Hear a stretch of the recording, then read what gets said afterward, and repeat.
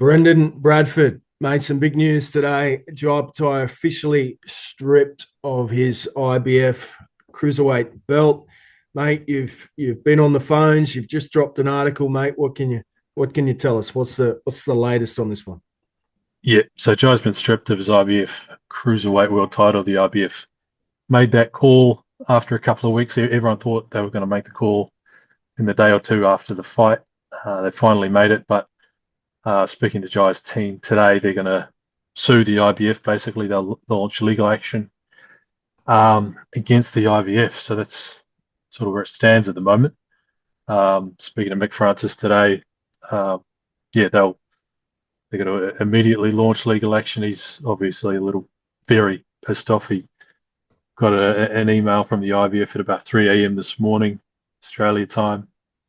Yeah, and then obviously news leaks. So I think news had leaked on social media and wherever else before he'd had a chance to tell Jai. So I would imagine Jai's very, very angry. He's flying back to Australia today after a little holiday with his family after the fight. But yeah, that is the news. He's been stripped, but that they will sue the IBF over that action, basically. What you spoke to Mick. What's his sort of grounds for the legal action? What sort of angle is he taking here? Well, it's interesting because it's hard to nail down exactly what the IBF are talking about. I don't know how deep into the weeds you want to get with this, but yeah, it all comes down to who said what. There'll be an email trail. The IBF released a statement today saying that they've been dealing with a lawyer on behalf of Opetaia and also Sean Gibbons, going back and forth. And it seems to be, from what the IBF have said in their statement today, that this lawyer and Gibbons had sort of given assurances that the Zuffa title wouldn't be on the line, or wouldn't be promoted as a unification. And it would be characterized as a trophy or token of recognition. A trinket is another word they used in Fight Week. According to the IBF, it's under those grounds, those circumstances, that they sanctioned the fight in the first place. Then we get to the Friday press conference, and obviously the belt's up there next to the IBF title. And per the statement again, it became clear to the IBF that the Zuffa title was there. Even if they didn't use the terminology unification or whatever, it looked that way. So that's the reason they gave for withdrawing the sanction and then refunding the sanctioning fees as well. So it's really, really messy, really convoluted. There'll be email trails going back and forth. And it's difficult to know where it'll fall, to be honest. But Mick Francis is pretty confident of getting a result. But at the same time, the IBF probably wouldn't have made this call if they hadn't gone through all the legal back and forth and stuff over the past 3 weeks. So it's just a very messy situation. Having spoken to Mick, you're probably the only one that I've seen that's had contact with Team Opetaia today. What's his? I guess he's copped a lot of criticism online, Mick Francis, and signing with Zuffa. There's those out there that say, "What did you expect?" We saw Dana White say that he wouldn't recognise the sanctioning bodies. What did Tszyu Opetaia expect? What are your thoughts on that point of view? Yeah, that's an argument for sure. What everyone sort of said what they were going to do, and now it's happened. So I spoke to Mick, about an hour or two after the fight as well, and they thought the IBF was going to strip Jai within a couple of days. So it's not altogether a surprise. I think the only surprise is that it's gone 3 weeks. I think most people thought that they'd just leave it, and the IBF would consider it a non-title fight or whatever. But Yeah, look, that is part of it. Everyone sort of said what they were going to do. Even Dana White said, "This is where we stand." The IBF said this, so there is that element of it. There's also an element of Dana White's been pretty open about saying boxing's broken, and the sanctioning bodies and promoters and all the rest. In a weird way, this kind of proves that point that it's just a very messy situation. So it's also the first of its kind. Zuffa's coming in. Jai's probably was the first big name or the first legitimate world champion to sign with Zuffa. So it's all the first of its kind. So anyone saying that they know which way it's going to go is wrong. Is making bold statements because it's almost unprecedented. And obviously, the court systems take their time. What will this do, I guess, without a belt for Jai? And, he struggled to get the big fights with the belt. What impact would it have? Well, apparently they've got, I don't know if it's signed or what, but the McAllister fight is, I don't know if you want to say locked in, but apparently that's going to happen. It's what I've been told. I don't know whether that still happens now or whatever, but that is what they'll be working towards. No, Jai, he'll want to fight another 2 times this year.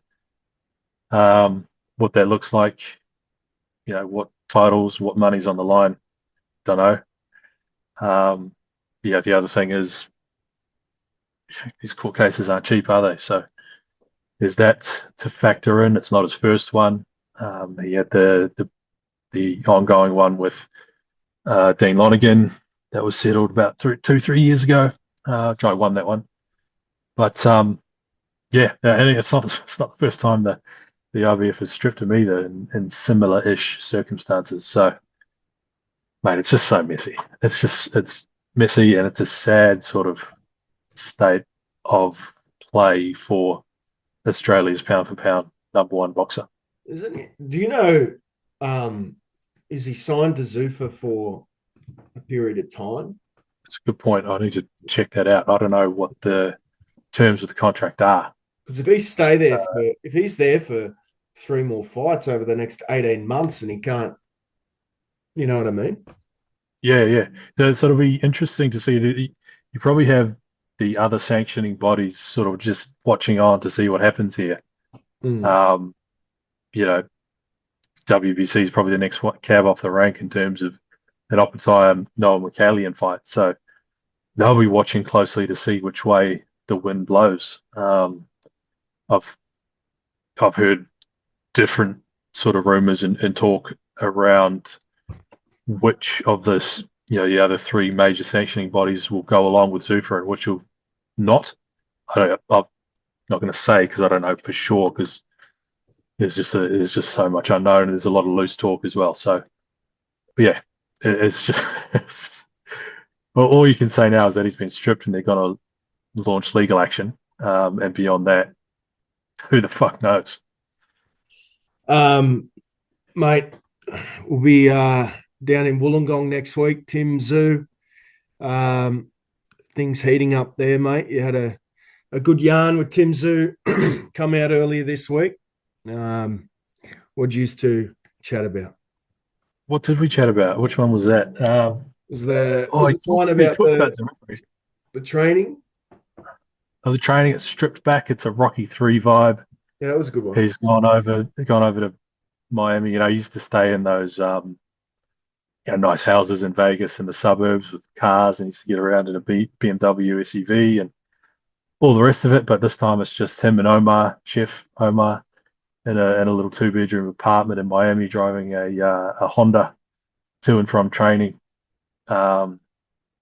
It's go watch Rocky 3 again. It's I suppose a former champ, a fallen champ, trying to recapture what got him there in the first place, and it's very stripped back. He's training with all these young rising hopefuls like Rocky was there. Rocky was in LA running along the beach. Tim's on Miami Beach or whatever the beach is in Miami. So it's a very stripped back camp for this one as he prepares for Dennis Nurje. Nurje. Okay. Jay. Well, I've got a Jay. theory, and hear me out on my theory. Tszyu, Nurje, whatever his name is, Tszyu Spence, if it happens, and then the winner of Thurman Fondora fights Yeah, that checks out. Spence. That checks out. Because For I me, reckon Thurman's got a shot against Fondora. yeah, absolutely. Absolutely. It's a good fight. I can't wait for that one. I think that makes perfect sense. Yeah, it's all sort of within the stable, if you will. Yeah, that makes sense. To And I think I Tim beats reckon Nurja. we should go to Miami for Tim Tszyu's training camp for Spence. You reckon you get a spot on the couch or something in the little 2 bedroom apartment? No, we should go cover it. It'd be mad. We We cover should go. training We camp. should spend a couple of days there. The great Lewis Bocco's over there taking photos. It looks like it's a Yeah, great time of year to be there. yeah. So we could look into that. But there's a media day tomorrow. Media day tomorrow down Rockdale. Tim's first one since landing back in Australia this week. Yeah, I think it was yesterday. Back at the gym. Yeah, what do we be 10 days out tomorrow, I think. Nurja gets here Sunday or Monday. Yeah, player building up to Easter Sunday. Any word made on what's happening to Liam Paro? No, no, I don't know what's going on there. And funny you mentioned, because I was actually on the phone to Ange DiCarlo earlier today, which brings us back to the IBF cruiserweight title fight. If I could just go back to that for a second, because Floyd Masson is suddenly right in the mix.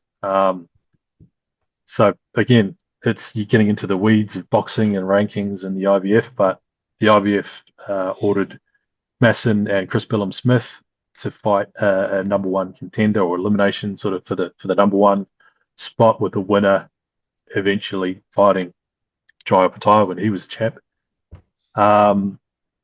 That they were in talks. It was supposed to be on the Tyson Fury undercard at Tottenham Stadium.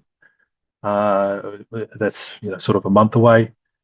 When it looked like Opetaia was going to get stripped by the IBF, Billum-Smith's team went quiet, sort of just seeing how this plays out. So the fight sort of fell over pretty much. But you've also got the number 4 Masternak and the number 7 Vidal Riley. They're fighting in a couple of weeks for what they're calling like an eliminator 2 fight to choose the second ranked IBF cruiserweight. And I think by the looks of it, it looks as though they want the winner of a Billum-Smith and Masson fight to fight the winner of Vidal Riley and Masternak for the vacant title.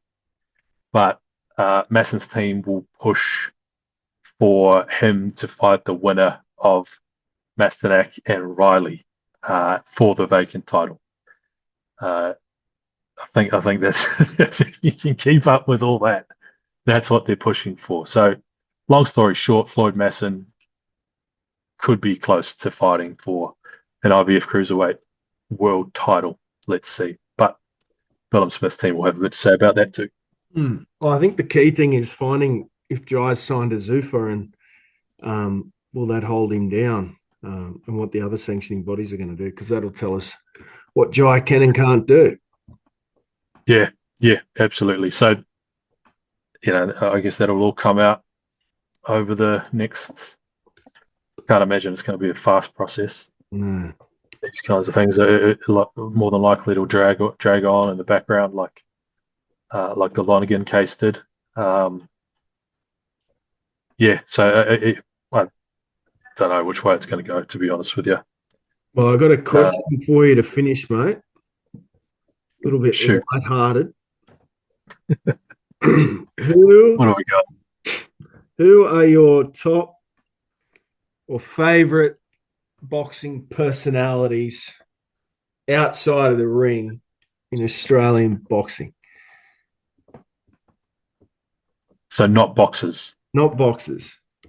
trainers, journos. Jeez. Who we got? Who's always a good chat? Give us three. Who's good value? Who's good value? Um, Michael Tamura is He's always good. a good man. You you never come out of a discussion with Mike knowing like you'll come out of every discussion you'll have with Mike on boxing, you'll know so much more than you did going in, and just the rarest and the most interesting facts and fighters and fights and little quirks and stuff. Mike's got to be up there. Who else have we got? Uh, you can't put boxes Oh, you can put boxes. Put boxes. because Nikita Tszyu is a very quirky, kind of a different individual. I was going to say Quite, you know, Boris Zoo as well. No one's yeah, really very Boris, mysterious. the Enigma, the Godfather, Boris Tszyu. Yeah. Igor's a great guy. Once you like, he doesn't want to do an interview, but he's a hilarious guy, really good trainer. He's copped a bit of flack recently, but he's a good trainer, just a hilarious dude. Scary driver. Who else have we got? The great Uh, the great Walshaw. yeah, the Godfather, the media don, Nick Welshaw. You've got who else? There's got to be some more trainers and stuff. Benny Harrington's a good man Yeah. up in Brisbane. Christ, you put me on the spot here. Yeah, no, because Tapu Opetaia, he's another character. he's a very good one, yeah. Taps. Because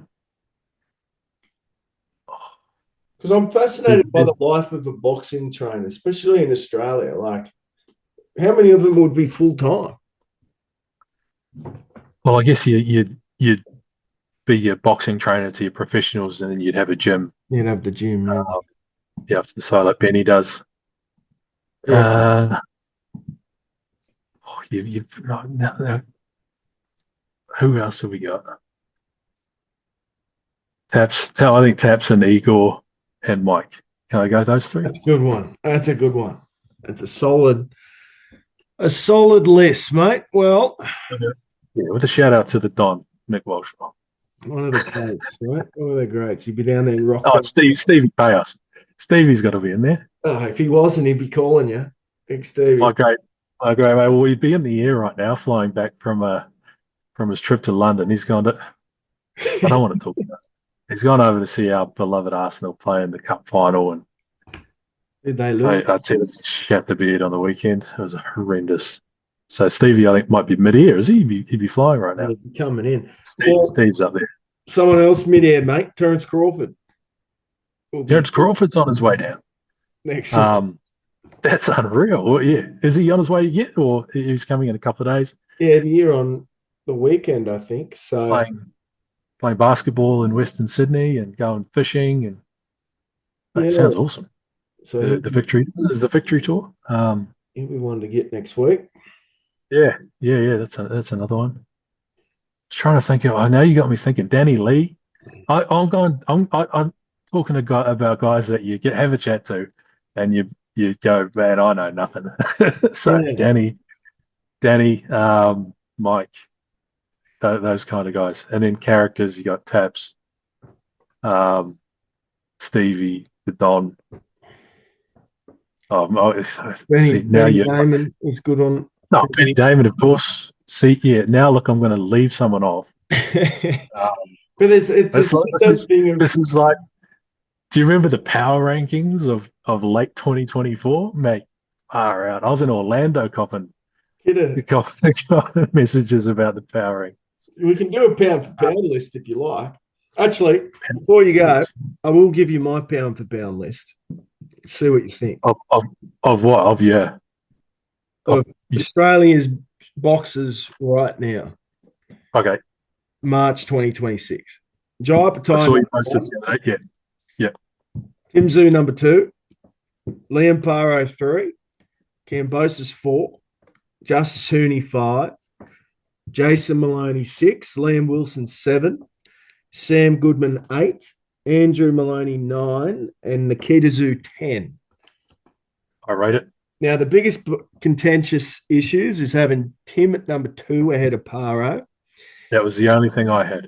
and having Justice Hooney at number 5 ahead of Liam Wilson, Sam Goodman, Jason, and Andrew. Those are the two contentious issues that I've received. The most obvious one I thought was Liam and Tim. Yeah, that's a fair shout. But you can argue back and forth. If we were doing this list, late last year or November, I think you'd have an argument for Liam at 2, but then Tim's come back with a win. Yeah, Justice could be a little high, but then I don't know.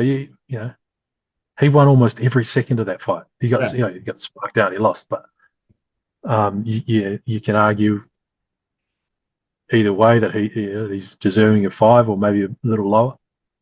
Yeah, I can't. Off the top of my head, I don't know who you'd be putting into it. Anyone? Who there has been guys like Paulo Cuso, those sort of just not active enough. Dempsey McKean. Yeah, well, look, he reached that level. Like he found that level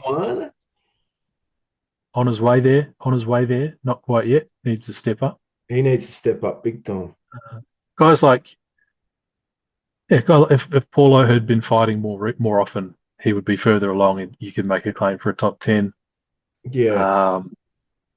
If Teta Moana, in a year's time from now, or maybe 18 months, he's probably pushing into that top 10. Well, once Paro steps into the ring against Crocker, I'll have him at number 2 automatically. But I just think Tim Tszyu's body of work, win or loss, and magnitude of the events over the past 4 years puts him ahead of Paro, because Paro's really just had that one good win, and then he had the Hitchens. So he could already be there, but once he steps in the ring, 3 world title fights, 2 divisions, he'll go ahead of Tim. 2 divisions is big too, yeah. As it stands. But if Tim beats Spence and then goes on, he could be number 1 by the end of the year. Just could be, especially if you don't know what's happening with Opetaia. You don't know, but Joe Opetaia's firmly there at number 1. Anyway, mate, I won't be down there tomorrow, unfortunately. But I'll miss you. Ash will be there, so look after her. You'll be posting like you were there anyway, don't worry. I shall. But good thing about having Ash there is the Spanish translation for Pedro. Well, invoice them if she's gonna have to do the translation. For you too. I'll get her to interview a bit. Oh yeah. You can use it too. Just grab her and how about the great, you know what? I don't know the bloke that well, but Pedro could make a run for a top 3-5 characters, because remember we saw him at the pub after the fight. He was eating a kebab or whatever. He was eating a thing of hot chips. Yeah, he bought us a round of beer and some chips. That's right. That's right. Outstanding. All right, mate. To anyone I've forgotten, I apologise. I meant to name you. I was put on the spot. Mate, I want to see a pound-for-pound characters of Australian boxing list and your pound-for-pound top 10 by the end of next week. All right, we'll reconvene. We'll reconvene and we'll do it then.